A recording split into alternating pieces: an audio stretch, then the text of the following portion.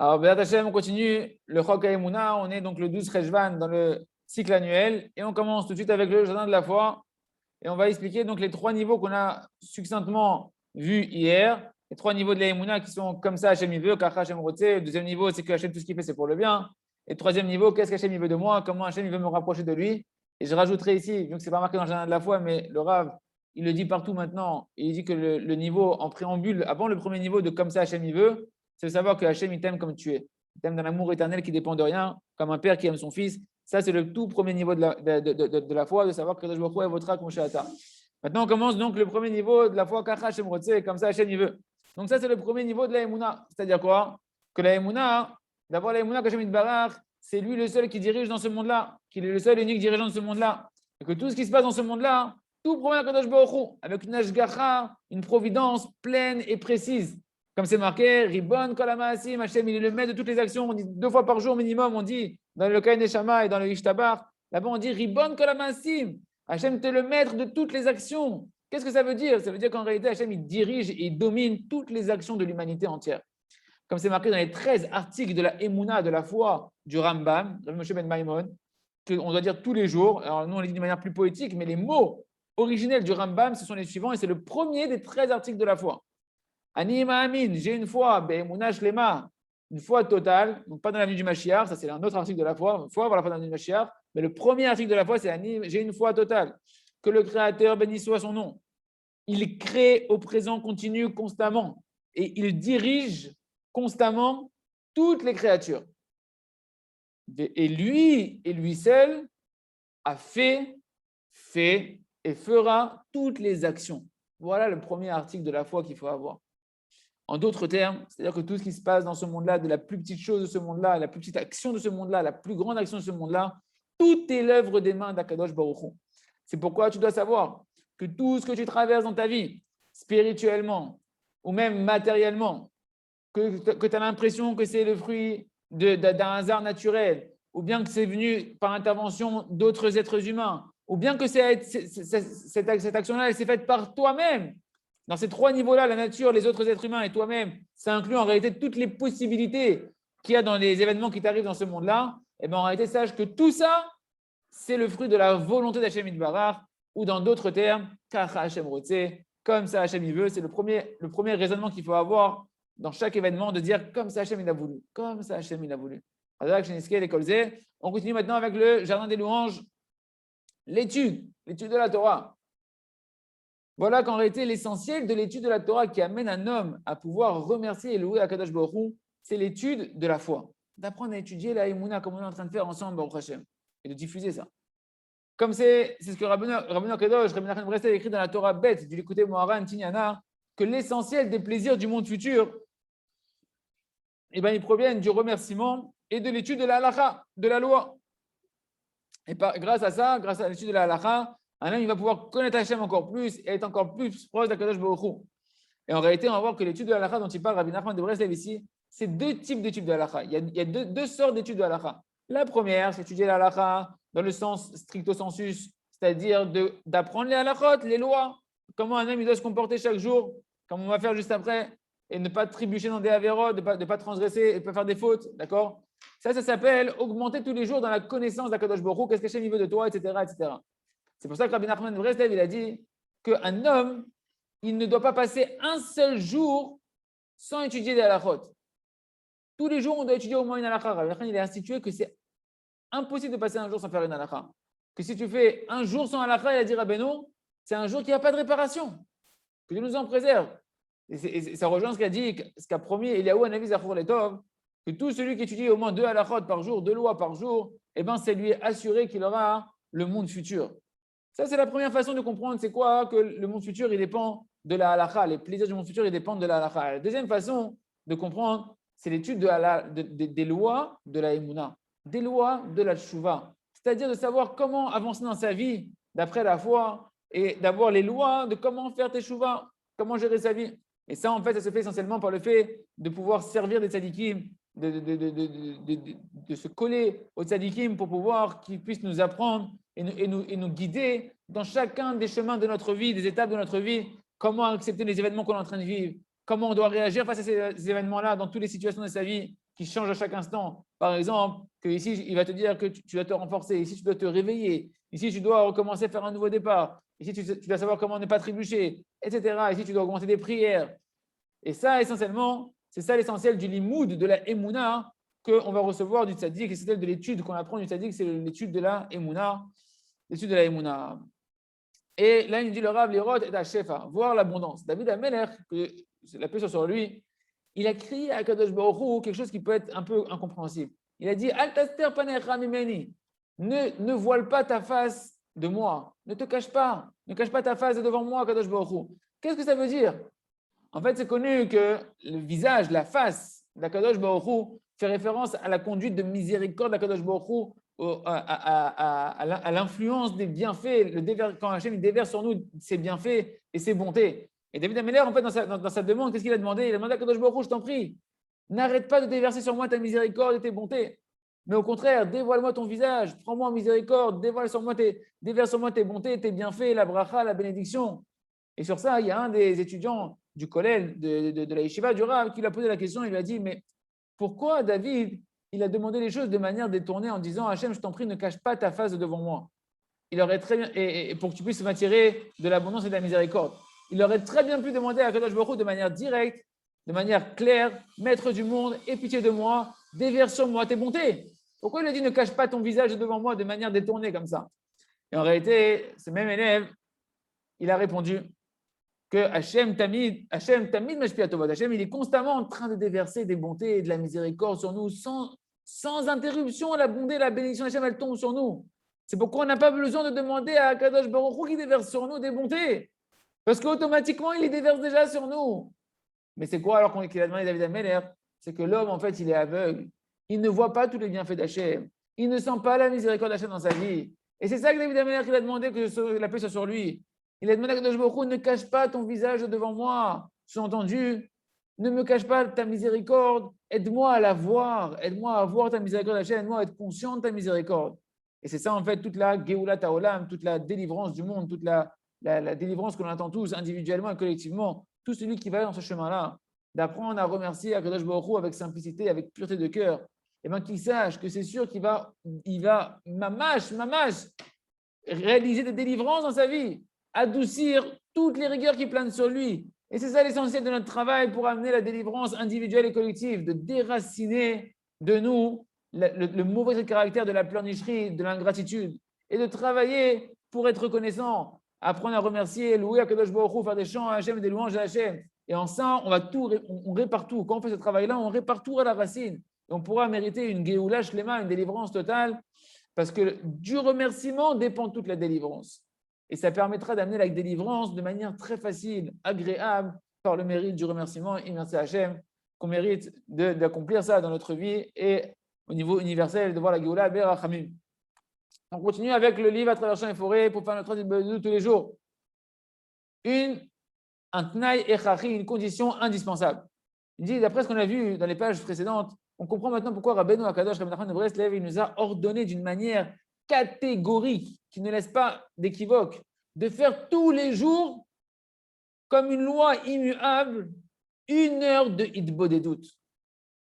Et tout celui qui écoute bien les paroles de Rabbeinu Akadosh, qui va d'après Rabbeinu Akadosh, et qui fait hitbodedut tous les jours, il sait combien, celui qui fait tous les jours 1 heure, combien la hitbodedut, ça devient comme de l'air, de l'oxygène pour les poumons. C'est impossible de passer une journée sans faire hitbodedut. Une personne qui a goûté à faire 1 heure d'hitbodedut tous les jours, pour lui, si tu lui enlèves son heure d'hitbodedut, c'est que tu lui enlèves de l'oxygène, il ne peut plus respirer. Et en réalité, les paroles de Rabbeinu Akadosh, Rabbi Nachman, il a parlé de manière claire et de manière qui ne peut pas laisser à se tromper. Que la hitbodedut, il a dit, c'est la condition première pour la vie d'un juif. Comme ça, Rabbeinu, il a tranché que c'est impossible. Et il a dit, c'est impossible qu'aucun juif il puisse devenir un juif véritablement kasher sans faire 1 heure de hitbodedut tous les jours. Et voilà les mots de Rabbeinu dans l'enseignement d'Écouter Moharan, l'enseignement 100. Il nous dit comme ça, Mikatan va'ad gadol yefshar liot ish kasher be'emet ki maledei hitbodedut. Du plus petit au plus grand, c'est impossible de devenir véritablement un homme kasher sans faire hitbodedut. Et c'est important de bien comprendre qu'il y a un devoir de faire au moins 1 heure de hitbodedut. Et ça, c'est ramené cette importance-là de faire au moins 1 heure, elle est ramenée dans plusieurs sfarim des grands du Ham Israël, et même dans plusieurs endroits des écrits de Rabbi Nachman de Breslev, de Rabbeinu Akadosh. D'ailleurs, dans l'Écouté Moharan, dans la Torah 25, là-bas, c'est marqué. L'Itbodedut, c'est un niveau qui est élevé et au-dessus de tous les autres niveaux spirituels. C'est-à-dire, et qu'est-ce qu'il dit là-bas, Rabbi Nachman, et c'est ça qui est important pour nous ici, de se fixer au moins, au minimum, 1 heure ou plus pour s'isoler seul dans une chambre, dans un champ, une forêt, un jardin, et là-bas de pouvoir déverser ses paroles entre soi-même et son Créateur avec des arguments et des paroles pour trouver grâce à Kadosh Baruch Hu, et lui demander et le supplier à Kadosh Baruch Hu qui nous rapproche de son service divin véritablement. Et cette prière-là, on doit la faire dans notre langue maternelle. Fin de citation des paroles de Rabbi Nachman. On voit ici que Rabbi Nachman dit au moins 1 heure. Et bien, maintenant, en réalité, Rabbi Nachman de Breslev nous a fait un grand bienfait et une grande bonté de nous ordonner de faire tous les jours une heure de doute. Parce que comme on a vu, effectivement, le rythme de la vie, elle va à 10 000 à l'heure. Et un homme, s'il ne se fixe pas lui-même d'une manière violente de faire quoi qu'il arrive, 1 heure comme une loi intransigeante, 1 heure tous les jours, de se couper de la course de la vie quotidienne et de se laisser 1 heure pour réfléchir sur ses actions, d'accord? Et bien, s'il ne fait pas ça à la personne, eh bien, il peut passer sa vie entière sans véritablement prendre le temps de réfléchir au but pour lequel il a été créé et sans réparer aucune faute qu'il a fait dans son passé. Et Chas v'Shalom continuer de rajouter et rajouter des avérotes. Il n'aura jamais le temps de prendre prendre conscience des choses et de voir comment les réparer. Kamatov Hashem, combien il est bon Hashem de nous avoir envoyé un chemin de Rabbi Nachman de Breslev qui nous a obligés de faire tous les jours minimum une note de doute. Et préparez-vous parce que Mashiach, Rabbi Nachman de Breslev a dit que Mashiach, quand il viendra, il nous ordonnera de la même manière qu'on met tous les jours les tefilines sans se poser la question, que tout le monde fasse une heure de doute sans se poser de questions. Et attendre qu'on puisse faire notre heure de doute aujourd'hui. On continue avec le livre Le Jardin de la Sagesse, le commentaire sur le conte du sage et du simple de Rabbi Nachman. Marbe Yeshiva, Marbe Chokma, celui qui multiplie les temps où il est assis à étudier la Torah, eh ben, il multiplie en réalité la sagesse. Et effectivement, en particulier dans le sujet de vagabonder dans le monde, aller se promener pour aller faire du tourisme et voir un peu tous les pays, il y a une grande erreur dans ça, il dit là. Parce que même si, a priori, on pourrait se dire que celui qui connaît beaucoup de pays, d'accord, eh ben, c'est quelqu'un qui va être intéressant maintenant. Il peut raconter toutes les choses qu'il a vues, toute la culture qu'il a du monde entier. Il a toujours des trucs super intéressants à raconter. D'accord, j'étais à tel endroit, et là-bas, on se comporte comme ça, et là-bas, c'est comme ça les habitudes. Mais véritablement, il dira, ben non, on apprend de ce passage-là avec le sage que ce n'est pas du tout une vraie sagesse, ce n'est pas du tout une vraie intelligence. Parce qu'en réalité, ça va t'amener nulle part. Au contraire, Chachamim, ils nous ont dit, nos sages, dans Pirkei Avot, celui qui s'assoit, pas celui qui vagabonde, celui qui s'assoit, c'est lui qui multiplie les véritables sagesses. Ce n'est pas marqué celui qui va se vagabonder, qui va faire du tourisme et qui va faire des excursions sans cesse, qui va multiplier la chorma. Non, celui qui s'assoit. Et c'est connu que de nombreux sages dans le monde entier, des gens, que ce soit les tzadikim, ou même des fois dans le monde profane, ils connaissaient tous les secrets du monde, sans être sortis même de leur maison. Car véritablement, en réalité, dans n'importe quel, comment on appelle ça, dans n'importe quel métier, dans n'importe quelle branche de la vie, l'essentiel de l'étude, de l'apprentissage et de la sagesse, ça se fait quand on est posé dans sa maison ou dans l'endroit, la bibliothèque, ceux qui sont à la bibliothèque, etc., dans les facultés. Mais ce n'est pas sur le terrain. La partie où on va étudier, où on va aller sur le terrain, c'est une toute petite partie de l'apprentissage. Et très souvent, ce n'est même pas nécessaire. Et même pour celui qui va dire, OK, c'est quelqu'un qui étudie, son métier, c'est la géographie, et qui doit faire maintenant des recherches sur des contrées lointaines, des pays lointains, etc., etc., etc. Alors tu te dis, a priori, bah oui, lui aussi, il devrait sortir sur le terrain pour aller apprendre là-bas. Mais en fait, tu nous dis, le Rav, non. La vérité, c'est que pour apprendre la géographie, véritablement, eh ben, il faut rester assis énormément et apprendre et réviser la matière pour connaître tous les détails que toutes les autres chachamim de la géographie, les autres scientifiques de la géographie, qu'ils ont accumulé pendant des années, des connaissances et des connaissances, des détails énormes, que si une personne elle voudrait apprendre tous ces détails-là en devant aller se balader d'un coin du monde à l'autre, eh ben, ça lui prendra 1 million d'années et ce n'est pas sûr qu'il arrivera encore à arriver aux conclusions que toutes les équipes de recherche de toutes les années, les décennies, les centaines d'années qui sont passées avant lui, ils sont arrivés à ces conclusions-là. Alors qu'ils avaient en plus un cerveau aiguisé et qu'ils ont fait des recherches approfondies. Donc, tu vois qu'en réalité, tu n'as pas besoin de te balader pour devenir quelqu'un d'intelligent. Par contre, une fois qu'une personne elle a passé un grand zman, un grand moment à étudier intensément, C'est sûr que c'est bien qu'il sorte maintenant sur le terrain, qu'il aille se sortir à l'extérieur pour pouvoir voir avec ses propres yeux ce qu'il a étudié et voir comment ça se concrétise sur le terrain véritablement. Ou bien quand des fois, il veut maintenant faire une enquête sur un sujet particulier sur le terrain. Parce que du fait que maintenant, il a passé beaucoup de temps dans l'étude du sujet, alors il peut très rapidement arriver à des bonnes conclusions. Et véritablement, même quand il va être sur le terrain, la majeure partie de son travail, ça va être de devoir s'asseoir et de tirer des conclusions sur tous les détails de ce qu'il a vu, etc. Donc, il se trouve donc un homme qui veut brûler son temps précieux à se promener, à faire des excursions, à aller d'un bout du monde à l'autre pour rassasier ses yeux, en disant qu'il va apprendre le monde comme ça, il va devenir plus sage comme ça. En réalité, il est en train de se mentir à lui-même. Il faut être honnête avec soi-même. De pouvoir être marbe yeshiva, marbe chorma, de s'asseoir, de passer du temps, savoir que le temps il est précieux, et de passer son temps à étudier la Torah Kedosha pour recevoir la sagesse comme les tzadikim qui voyaient le monde entier devant eux sans être sortis une seule fois de chez eux. Or, Chadash, l'Irgaim Tifranenu, Akadosh Baruch Hu, il va nous sonder et en réalité, il nous sonde et il nous juge sur chaque instant. On va voir que tout ce qu'on a tiré comme conclusion sur le fait que le jugement divin d'un homme, il se passe sur sa volonté, que l'essentiel du jugement d'un homme, il est sur sa volonté. On ne parle pas ici de ce principe-là uniquement pour quand tu vas arriver à 120 ans, quand on va te juger à 120 ans.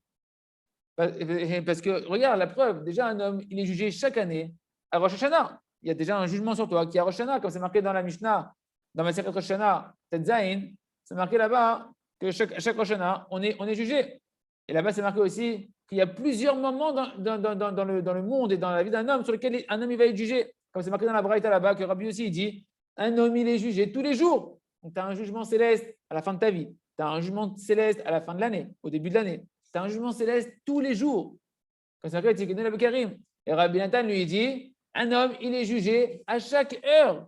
À chaque instant, un homme il va être jugé dans le ciel. Et c'est marqué dans les Tsarim Akdoshim que véritablement dans le ciel, il y a 24 tribunaux célestes. 24 tribunaux qui jugent un homme. Et que chaque heure, 24 comme les 24 heures de la journée, et qu'à chaque heure de la journée, il y a un tribunal céleste qui se tient là-haut pour juger les actions de chacun d'entre nous.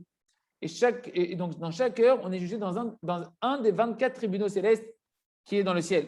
Si jamais dans le ciel maintenant, à cette heure-là, dans le jugement céleste, dans le tribunal céleste, on t'a jugé en fonction de tes actions, en fonction du jugement céleste, comme étant quelqu'un de méritant, dans ta vie, tu vas recevoir de la simcha, tu vas recevoir de la joie, de la bracha, de la réussite, de la facilité. Mais si maintenant, à cette heure-là, dans le ciel, le jugement céleste, dans le tribunal dans lequel tu es jugé, on t'a jugé coupable, Chadé Shalom, une personne elle va ressentir à ce moment-là, automatiquement, de la tristesse, de la lourdeur, des souffrances, des empêchements dans ce qu'il veut faire, etc. Il se trouve donc que même si l'essentiel du jugement d'un homme, il se trouve à Rosh Hashanah, ce n'est pas tout le jugement d'un homme qui est à Rosh Hashanah.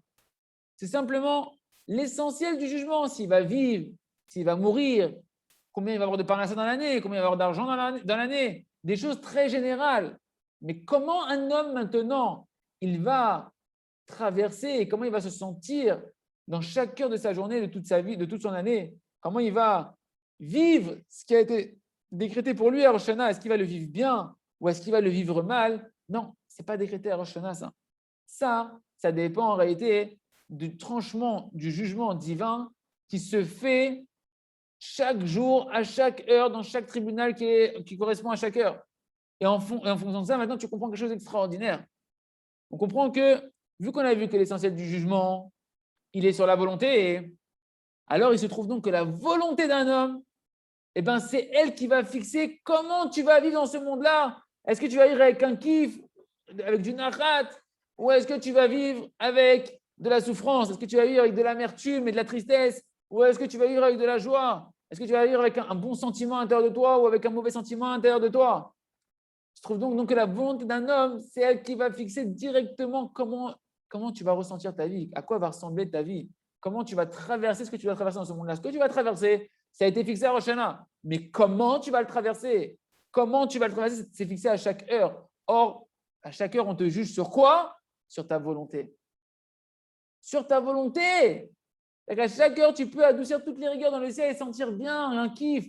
Bien, parce que dans le ciel, quand on te juge en fonction de ta volonté et tu vas sortir méritant dans le jugement céleste. Ça va se traduire par un sentiment de bonheur à l'intérieur de toi, malgré tout ce que tu peux traverser, qui a été fixé à Rosh Hashanah. Tu vas te sentir bien, tu vas être heureux de ta vie. Et donc, il se trouve donc de manière, on peut rajouter encore que ce chemin-là de travailler sa volonté positivement, eh ben, c'est un chemin extraordinaire, le plus extraordinaire possible pour adoucir toutes les rigueurs qui planent sur la tête d'un homme, tous les jugements qui planent sur la tête d'un homme. Si un homme, il sent qu'à l'intérieur de lui maintenant, concrètement, dans la vie de tous les jours, comment ça se passe? Si une personne maintenant, elle sent dans sa journée qu'elle est coléreuse, qu'elle ne se sent pas bien, qu'elle sent qu'elle a des problèmes, qu'elle se sent oppressée, etc., ça montre que dans le ciel, on est en train de le juger et qu'il y a un jugement qui plane sur lui, qu'il n'est pas sorti innocent du jugement céleste dans l'heure qui vient de passer, dans le jugement qui est passé juste avant. Et si maintenant, qu'est-ce que tu peux faire, toi?